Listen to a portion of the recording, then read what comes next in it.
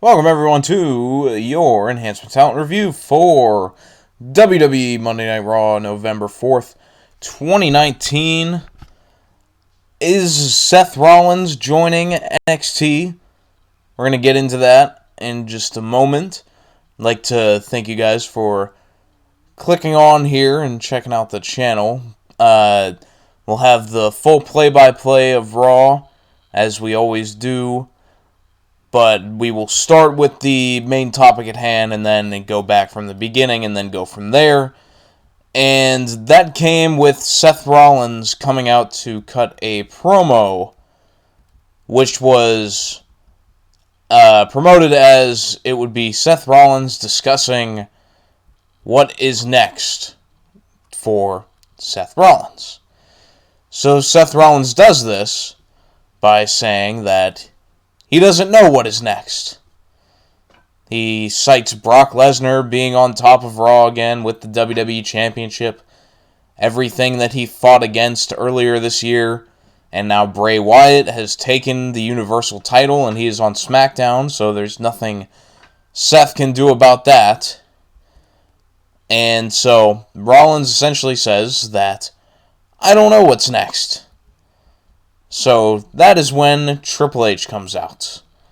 And Triple H, in so many words, offers Seth to come back to NXT, citing the history between Rollins and Triple H. Triple H talks about that every time that Rollins was at a crossroads, he came to Triple H, and he came out at the end better for it. So, essentially the same thing. In this case, after that, the Undisputed Era come in through the crowd. They all jump on the apron, and Triple H says, at this moment, you are either with me or against me.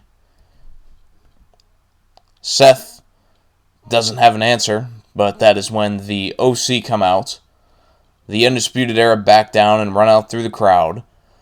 Dominic Dijakovic and Damian Priest blindside the OC with the Undisputed Era coming back in for a brawl. Then the Raw roster, quote-unquote, run down to chase them off. And, interestingly, while all of this is happening, Seth is still standing in the ring the whole time, not choosing a side, not being involved in the fight that was going on.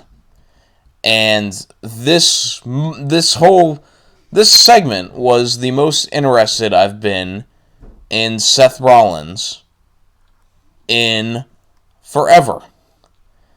And I would be more interested if they left the cliffhanger open at like what they did here. If this would have been the close to the show, if this was the closing angle, I would have liked it a lot better. But, Seth Rollins, he later runs into Triple H backstage. He wants an NXT title match against Adam Cole, and Triple H gives it to him.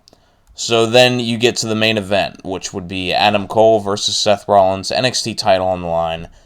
It was a fun match. They only scratched the surface, I thought, of what they could really do together, but the finish, unlike the SmackDown match with Adam Cole and Daniel Bryan, this one is going to end with a disqualification with the Undisputed Era running in and beating down on Rollins. Then everyone runs in, a huge brawl breaks out, all the NXT and the Raw guys. Huge brawl, there were some dives by Ricochet, and the Keith Lee dive over the top rope was the closing image of the show. And, yeah, the reason that I did not like this was that it killed the intrigue of the Seth Rollins possibly going back to NXT storyline. And, this whole thing doesn't mean that they still couldn't do that. It doesn't necessarily mean that. Rollins could go back to NXT to go against the Undisputed Era. But my point being is that I think that it would have been more interesting if we left this as a loose end for now. at least for a week, to sort of get the wheels spinning, get people thinking, like, maybe he is going to go back to NXT. Maybe he's going to join the Undisputed Era. Maybe he's just going to be a Triple H guy again. I think that leaving that thread open would have been a better idea to get interest in Seth Rollins, which I think is something that is really needed for him, because the last several months of going against The Fiend and among other things have cooled Seth off, and for that and other reasons, the crowd isn't as into him as they once were. And, we can debate about what reason that is. Seth Rollins would like to think that it's just because the fans are fickle, but nonetheless, I think it goes without saying that it's definitely true that the response that he's gotten isn't the same as what he had that of a year ago or 2 years ago. And I think doing something like this with just leaving the door open for the possibility of him going back to NXT or doing something like that would be an interesting storyline, even if he didn't end up doing it. Then you could have the moment where he defies against NXT, like the next week or 2 weeks after. Just that's the thing with WWE sometimes. They just don't really book things long term. They don't really do that a lot. So, in this case, we got the intrigue of Seth possibly joining NXT, but then on the same show, it kind of died.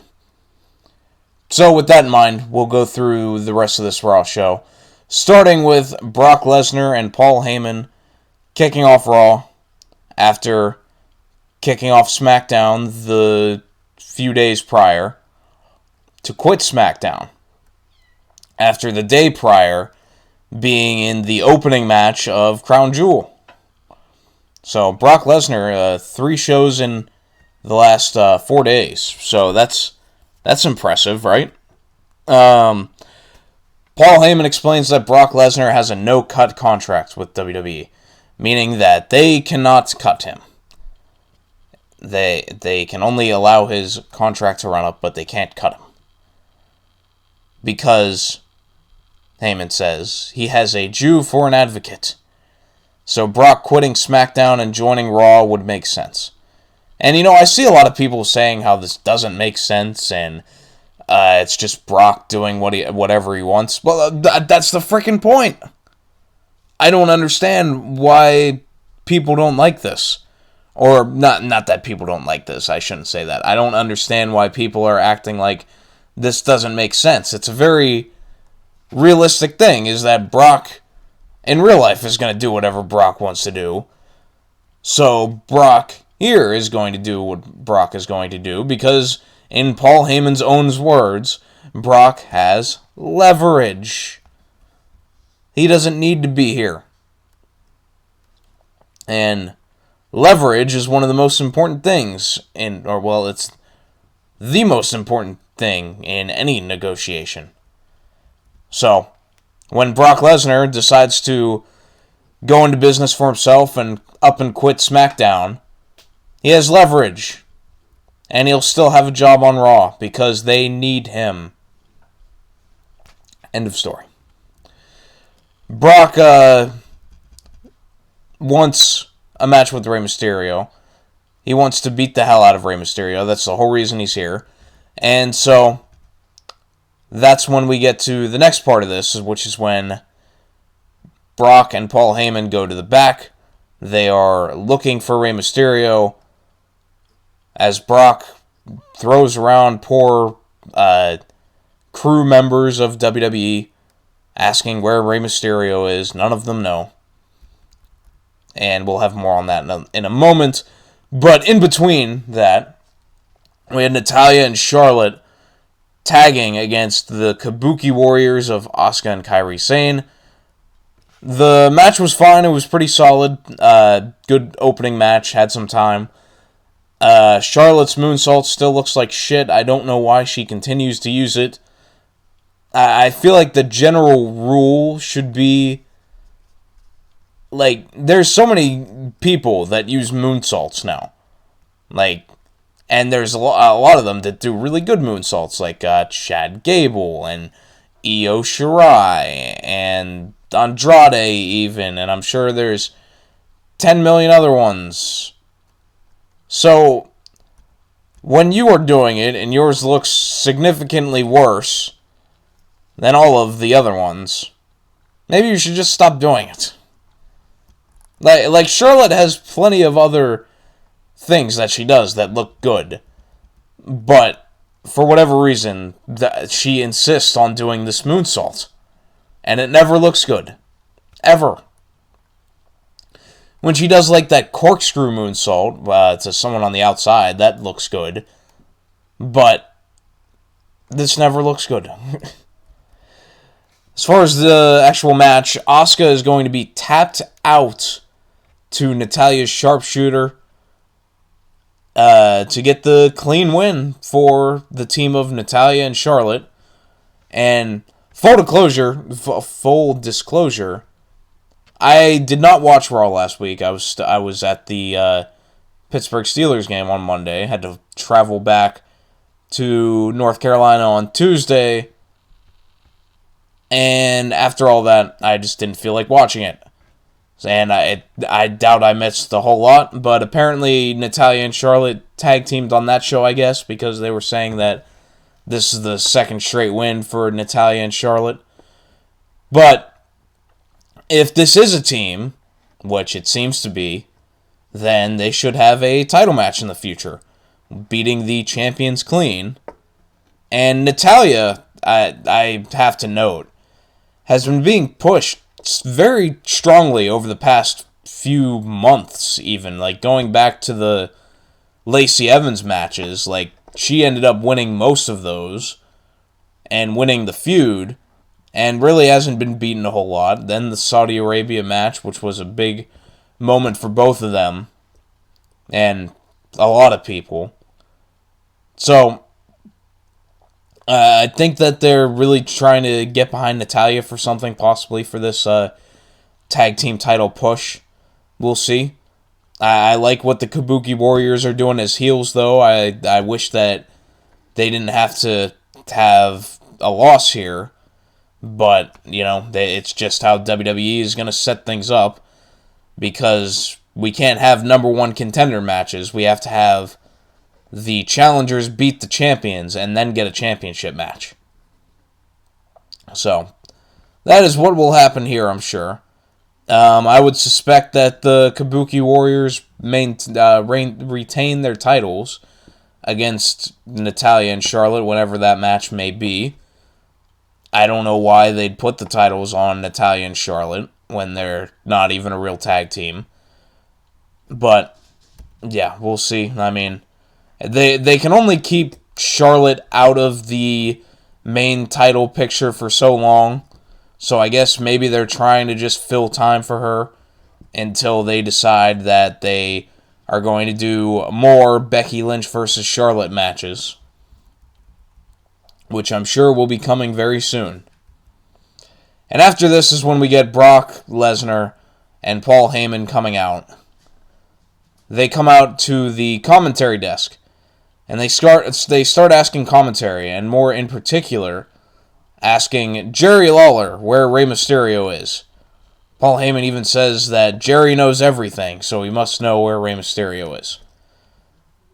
Jerry doesn't really say much, but Paul Heyman would not be silenced, as he would tell Lawler that if he does not tell him, then the beast will be unleashed upon him, and no one will resuscitate him when he dies on television this time.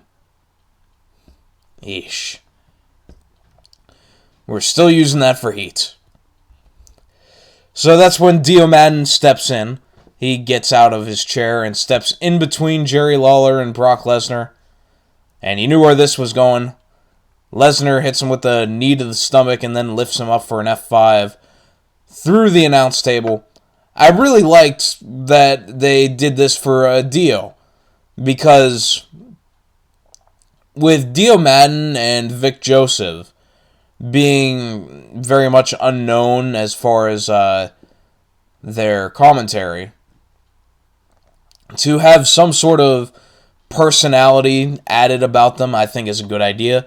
And Dio Madden standing up for Jerry Lawler and ultimately paying the price for it, I think that's a cool little character moment. I think it's a good thing to get people to sort of respect Dio Madden and his morals, that he was willing to do that, even though he knew exactly what was going to happen. So I like that they did that. And the result of that would be a two-man booth with Jerry Lawler and Vic Joseph for the rest of the night, which I'm always a fan of a two-man booth. I'm not sure if Jerry Lawler is really adequate to just be the only second man at this point, but, you know, he and Vic did fine for the rest of the night. After this, though, Ray runs in with a baseball bat. It was either a baseball bat or some kind of pipe, but he takes out Lesnar at the knees, hitting Lesnar in the back of the legs with this bat. Then the finale, taking out Lesnar with a running title shot to the face of Lesnar. And Ray cuts a promo afterwards backstage, a good one at that, challenging Lesnar to a match at Survivor Series for the title, citing that Lesnar tried to take away everything Ray cares about in Dominic. So Ray will counter that by taking away what matters most to Lesnar, being the WWE Championship. Good stuff. I'm interested in this storyline. I like what they're doing. I can't see Ray possibly winning this, but as a filler match for Survivor Series, when most of the card is going to be based around NXT versus SmackDown versus Raw, this is a fine little throwaway title match. I'm cool with it. Buddy Murphy beats Cedric Alexander again, and if that sounds familiar, it's because we had this same match 2 weeks ago. And it was no better or no worse than the one they had 2 weeks ago. Buddy Murphy wins with the Murphy's Law, I think. And, you know, it's hard for me to really care much about this because I don't think WWE have much planned for either guy. I think it's clear they really don't have anything planned for Cedric anymore, even though everyone on the internet told me that, oh, well, they're not burying Cedric after AJ Styles beat him 15 times in a row. They're not burying him. Well, what's he done since then? So, I mean, they could have something in plan for Buddy Murphy, but it doesn't look promising. They've already forgotten about Buddy Murphy multiple times, so I don't know why I should think that it's going to be any different this time. And until they show me, I'm just going to believe that Buddy Murphy is going to vanish at any moment. After that was when we got the Seth Rollins stuff. And scrolling down, then we get Zelina Vega and Andrade versus Carolina, I believe is how it was pronounced. It's spelled as Carolina, but Carolina. And being that I did not watch Raw last week, this was very confusing, because I have no idea who the hell Carolina is, or why she is with Sin Cara. So, I'm still confused as to how this feud is still going, though, after Andrade already beat Sin Cara. I mean, whatever, but this time Vega ends up pinning Carolina. And the only thing I really noted in this match was that the in-ring work when Vega and Carolina were in the ring was not great. After this, Rusev is going to come out, challenging Bobby Lashley, or Bob Lashley, as Rusev continues to refer to him as, to a match. Lashley comes out on crutches with Lana. Lashley was the one on crutches, not Lana.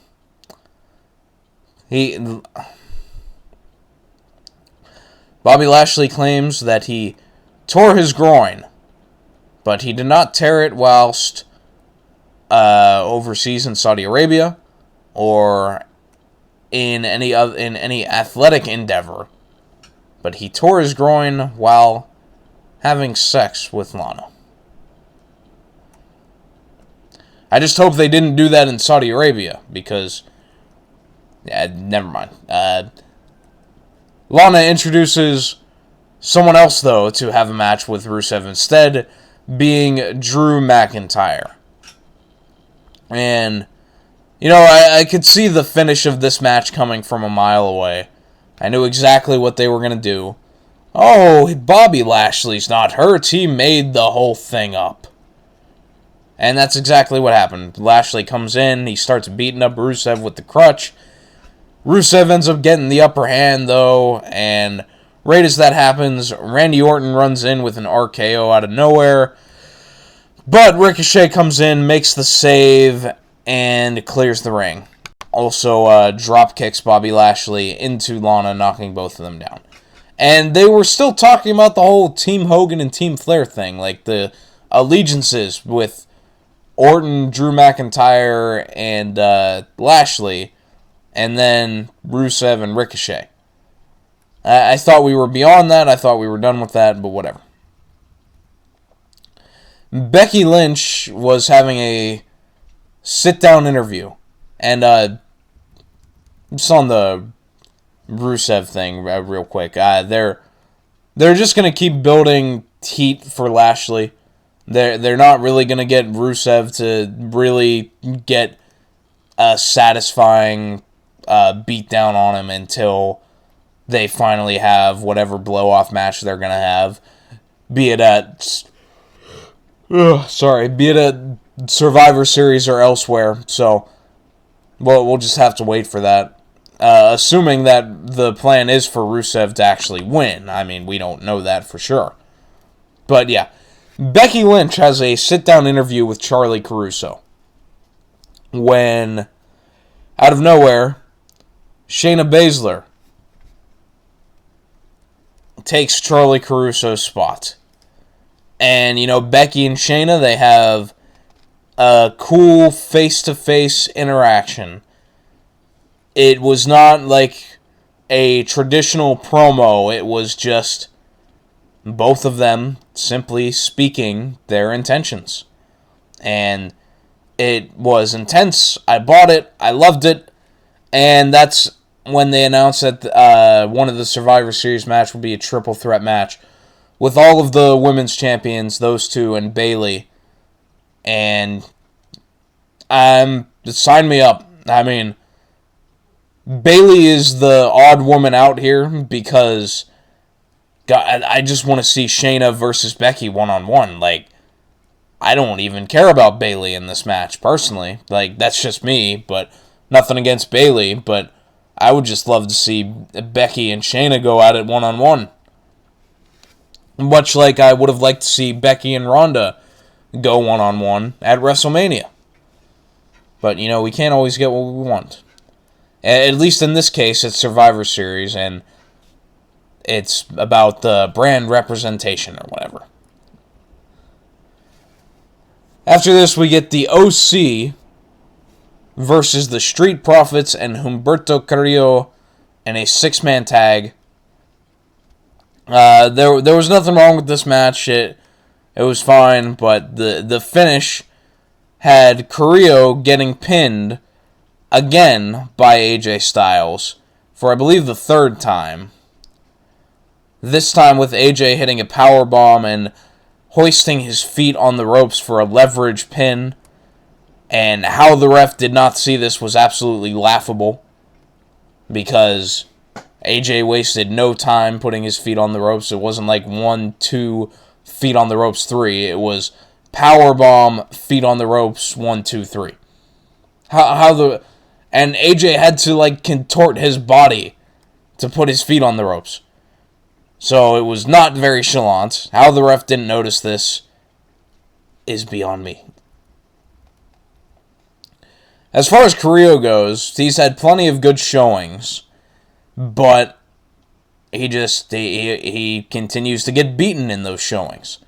So, I mean, it's better than not being featured at all, but I don't think they really have anything for Humberto, but at least they're giving him a chance to do something. The Viking Raiders. The Viking Raiders, the tag team champions. You know what they did? They had a squash match. This is their 1,000th squash match since debuting after WrestleMania this year. Statistical facts, 1,000th. I mean, you can Google it if you want to. I would just take my word for it. It's been no more, no less than 1,000. But in this case, this was by far the best jobber tag team in existence. The East Hampton Polo Boys. If you didn't see this match, you need to look it up just to see what they were dressed in. Anyway, yeah, the Viking Raiders win. Then they cut a promo on the OC, congratulating them on their win at Crown Jewel, seemingly meaning their feud will continue. We'll get another match between the two at some point down the line. And that was it before we got the Adam Cole and Seth Rollins match. I already kind of talked about that. I liked what they did, but it really only scratched the surface on what they could do together. And, you know, then they did the whole thing with the beatdown and the pull-apart brawl after that. But that was Monday Night Raw. And I thought overall this was a pretty solid show, personally. I think the first hour with the Brock Lesnar stuff and the tag match and all that in the first hour was really good. It kind of faltered off a bit between, like, hour one to... the end of hour 1 through hour 2, but then, and other than the Seth Rollins stuff, which I did mostly like, and then the Adam Cole and Seth Rollins match was fine, and yeah, it was a fine show. Kind of dipped off after the first hour with the Brock Lesnar stuff. I thought probably was kind of the high of the show, really, was the Brock Lesnar and Ray build, but yeah. That's all I got for you. We'll be back Wednesday for AEW.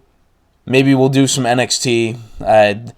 I'm trying my best to fit both of those in, but it's really tough for me to watch both of those shows and be able to do reviews on them just because of work schedule and other things. Just really hard to fit those in, but I try to. I can't always. I'm 2 weeks behind on NXT, I think. So that plays a factor too. But either way, we'll definitely have AEW Dynamite on Wednesday. That'll be the go-home show for Full Gear. On probably Thursday into Friday morning, we'll have me and Chris Kirby will be back with some Full Gear predictions. We'll probably talk about some news stuff.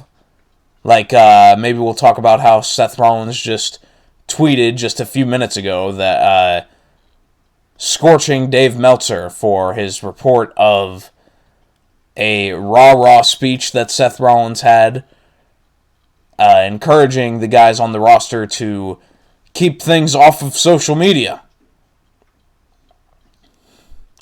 The jokes write themselves there. Like, that is irony at its finest. But, yeah, the whole deal was, I guess Meltzer reported that Seth tried to have a speech in the locker room about the tweets that certain talent were posting about being stranded in Saudi Arabia. Because they were stranded in Saudi Arabia. But, you know, we'll talk about that another day.